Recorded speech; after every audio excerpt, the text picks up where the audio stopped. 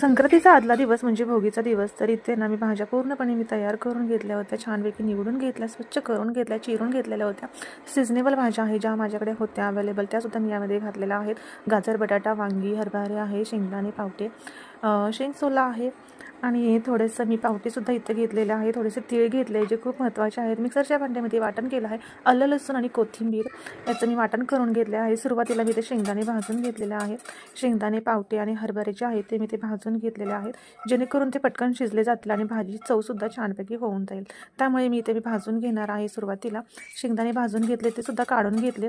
त्यानंतर पॅनमध्ये हरभऱ्या, वाटाणा आणि पावटं होतं ते सुद्धा घालून घेतलं, ते भाजून घेतले आणि काढून घेतले. त्यानंतर त्याच भांड्यामध्ये मी तेल घातलेलं आहे 1.5 पळी आणि वाटण करून घेतलं होतं आलं, लसूण आणि कोथिंबीर ते घालून घेतलं, छानपैकी परतवून घेतलं. त्यामध्ये थोडीशी हळद घातली आणि ते सुद्धा परतवून घेतली अर्धा मिनिट. आणि आता यामध्ये मी घालणार आहे लाल तिखट आणि लाल तिखट घातलं 1.5 चमचा बरं का. खूप छान असे टेस्ट होते वाटण घातल्यामुळे. तुम्ही लसणाची नुसती फोडणी दिली तरीसुद्धा खूप छान भाजी लागते बरं का. त्यानंतर ज्या भाज्या होत्या त्यासुद्धा परतवून घेतल्या छानपैकी आणि वाफ काढून घेतल्या. त्यानंतर तुम्ही पाहू शकता छान असं पाणी सुटलं होतं वाफेचं, त्यामध्येच मी भाज्या ज्या आहेत ते छानपैकी अशा परतवून घेतलेल्या आहेत. भाज्या थोड्याशा नरम झालेल्या आहेत. त्यानंतर जे आपण उरलेल्या भाज्या होत्या ज्या भाजून घेतल्या तर त्यासुद्धा यामध्ये घालून घेतल्या. पांढरे तीळ घातले आणि छानपैकी भाजी जी आहे 1 मिनिट अशी छानपैकी परतवून घेतली. तुम्ही पाहू शकता किती कलरफुल झाली आहे भाजी ना. त्यानंतर चवीनुसार थोडंसं मीठ घातलं आणि पुन्हा एकदा मिक्स करून घेतलं.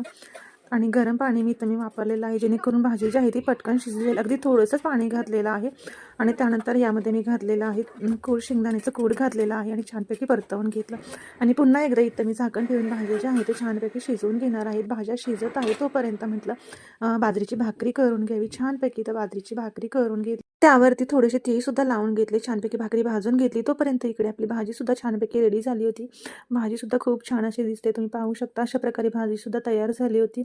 आणि या साईडला मी इकडे सुगडसुद्धा पूजून घेतले होते. छानपैकी सुगड पूजून घेतले. देवपूजासुद्धा माझी झाली होती. सुगडसुद्धा पूजून घेतले आणि अशा प्रकारे नैवेद्य दाखवून घेतला. तुम्हाला सुद्धा मकर संक्रांतीच्या खूप साऱ्या